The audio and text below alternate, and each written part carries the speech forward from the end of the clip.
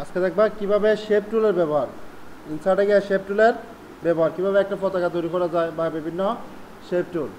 আমরা কি জানি যে ইনসার্টে কোনো কিছু বা কিছু ব্ল্যাঙ্ক পেজে নিয়ে আসতে গেলে কোথায় যেতে হয়, ইনসার্টে কোনো কিছু নিয়ে আসতে গেলে। তাহলে শেপ টুল, যেহেতু শেপ টুল নামে নিয়ে কাজ করবো আমরা, শেপ টুল নামে কি দেখবা ইলাস্ট্রেশনস, এই টুলসের মধ্যে আছে তোমার পিকচার, কীভাবে পিকচার অ্যাড করে এটা তো দেখাইছিলাম। তারপরে হইল শেপ টুলস।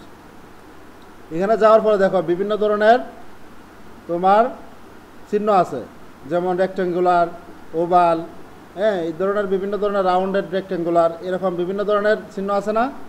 এখন তুমি এগুলার নিজের মতো করে নিয়ে আসা কাস্টমাইজ করে করে তোমার মতো করে তুমি ডিজাইন করতে পারো। যেমন আমরা একটা পতাকা তৈরি করতে চাই, কারণ পতাকা তৈরি করতে গেলে কি লাগে, একটা রেক্টেঙ্গুলার লাগে না, বা প্রথমে এই যে এটা আছে তোমার ফ্লোচার্ট, পাঁচ স্টেপ একটা শেপ আছে, এই শেপটা আনলে দেখা যায় পতাকা কী হয়, একটু ওই যে বাতাসে যে নাড়ে একটু আঁকা বাঁকা হয়, দেখতে এরকম না। এই এই টুলসটা তুমি, এই শেপটা তুমি নিয়ে এলা চয়েস করে আসার পরে কালার কী থাকবে, সবুজ। তাহলে এই যে শেপ ফিল, এখানে গিয়ে সেটা তোমার ভিতরের কালারটা চেঞ্জ হবে। কী কালার? ভিতরে। শেপ ফিল মানে কি, শেপের ভিতরের কালার।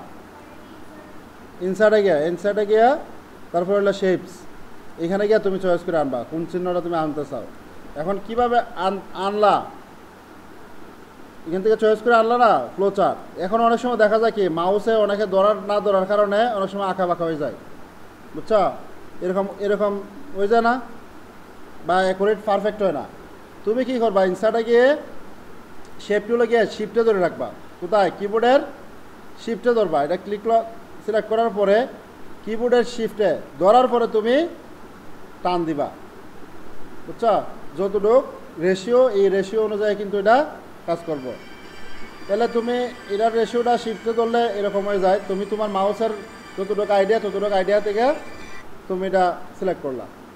করার পরে এখানে দেখো এই যে টেবিলের, যেমন আমরা যখন খালি রাখছিলাম দেখবা এখানে কোনো ধরনের ট্যাব চালু হয়েছিল না টেবিলের ক্ষেত্রে, ঠিক শেপ টুলের ক্ষেত্রেও তুমি যখন শেপ টুলে ক্লিক করবা, এই যে দেখো একটা ফরম্যাট নামে একটা ট্যাব চালু হয়ে গেছে।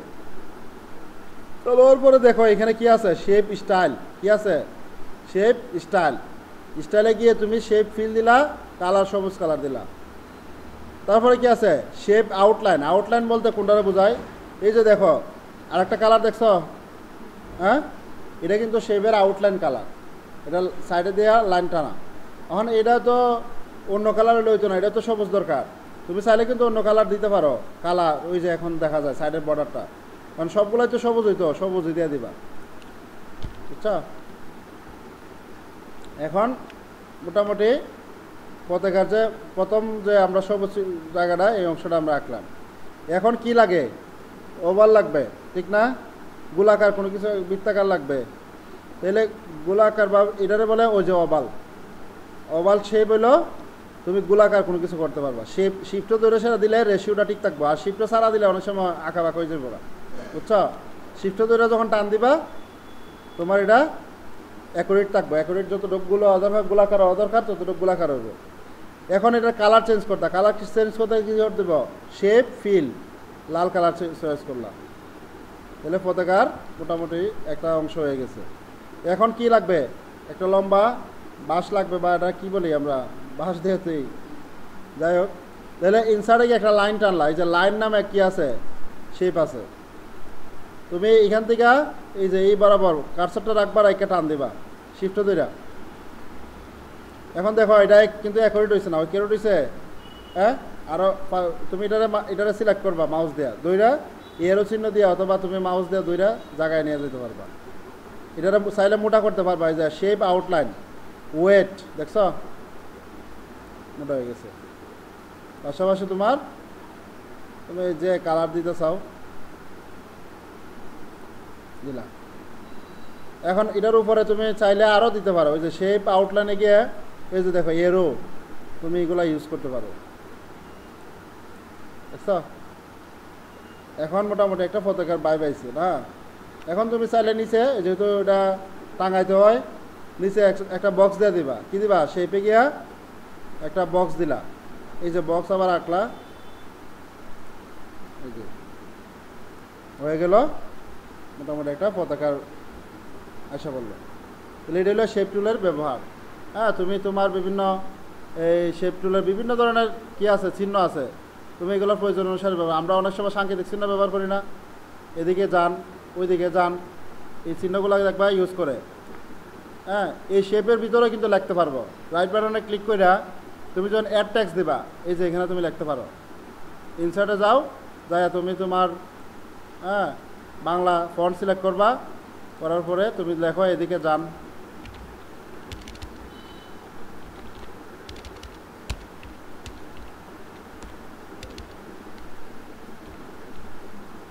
এই যে এদিক, বুঝছো? এরকম এরো চিহ্নগুলো আমরা প্রয়োজন পড়ে না। হ্যাঁ, এরকমভাবে ইউজ করা যায়। অথবা এখন তুমি লিখতে চাও পতাকা, মানে বাংলাদেশের পতাকা, এখন এখানে খালি জায়গায় যদি তুমি পতাকা লেখো, লেখাটা কিন্তু একুরেট জায়গায় বসে না। এই ক্ষেত্রে আমরা কি করি, তোমার এরকম যখন চিহ্ন বা কোনো কিছু লিখি, তখন কিন্তু খালি জায়গায় তুমি বাংলাদেশের পতাকা লেখলা, হ্যাঁ, বাংলাদেশের পতাকা লেখলা, কিন্তু তোমার দেখা যায় কি ওই যে এটা নিচে পড়ে গেছে অথবা উপরে পড়ে গেছে, এরকম হয়, এই সমস্যাটা হয়। এতে করে কি হয়, মানে পারফেক্ট হয় না। তুমি চাইতেছো তো আমি এই জায়গাটার মধ্যে একটা লেখা বাংলাদেশের পতাকা লেখাটা লিখবো, লেখাটা যাতে না সরে, তখন ইনসার্টে গিয়ে সেটা দেখবা শেপ টুলের মধ্যেই একটা আছে টেক্সট বক্স, কি নাম, টেক্সট বক্স। এটারে তুমি নিয়ে আসবা, এখানে মার্ক করবা। এখন এখানে তুমি যা লিখবা, তুমি যত যা কিছুই করো না কেন, এই বক্সটা এখানেই থাকবো, তুমি যতক্ষণ পর্যন্ত না এই জায়গাতে সরাইছো।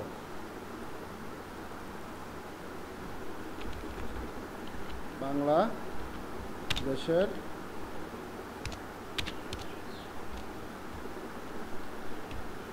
পতাকা, তুমি যতক্ষণ পর্যন্ত না এইখান থেকে যা কিছু লেখো, যা কিছু লেখো, এটা কিন্তু এখান থেকে শর্ত না, বুঝছো? এটা হলো টেক্সট বক্স, শেপ টুলের মাধ্যমে নিয়ে আসতে হবে। তুমি এখন এটা যে জায়গায় রাখবা ওই জায়গারই ধারণ করবে। এটারও কালার ফরম্যাট, কালার টালার সব কিছু চেঞ্জ করা যায়। এই যে ভিতরের লেখাটা চেঞ্জ করতে গেলে, ফন্টের কালার চেঞ্জ করতে গেলে তুমি দিলা হোয়াইট কালার, এইভাবে করা যায়। তাহলে এটা হলো শেপ, আজকে যা দেখলা হলো শেপ টুলের ব্যবহার। তুমি তোমার মতো করে যা ইচ্ছা তাই তৈরি করতে পারো। হ্যাঁ, কি এই যে ইমোজি আছে, বিভিন্ন ইমোজি আছে, এগুলো আছে, এগুলো ইউজ করতে পারো। হ্যাঁ, এগুলো বিভিন্ন ক্ষেত্রে। এখন তাহলে শেপ টুল আমরা বিভিন্ন ক্ষেত্রে ব্যবহার করি। অনেক সময় দেখা যায়, দেখবা কোনো একটা নোটিশ লিখতে গেলে লেখাটা হাইলাইট করি আমরা। হ্যাঁ, অনেক সময় তুমি আমরা টি প্লান্টেশন লিখছিলাম না,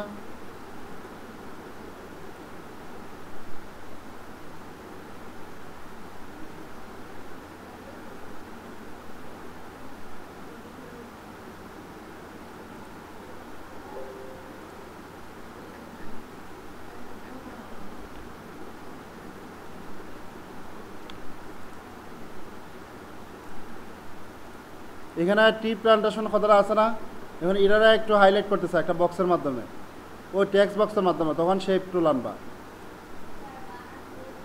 মানে বলিলে ঠিক করলা। এখন তুমি এখানে যদি একটা টেক্সট বক্স নিয়ে আসো, নিয়ে আসো, এটা অনেক ক্ষেত্রে আমরা ব্যবহার, নোটিশ লিখতে গেলে, বিভিন্ন ধরনের নোটিশ লিখতে গেলে এগুলো ইউজ করি।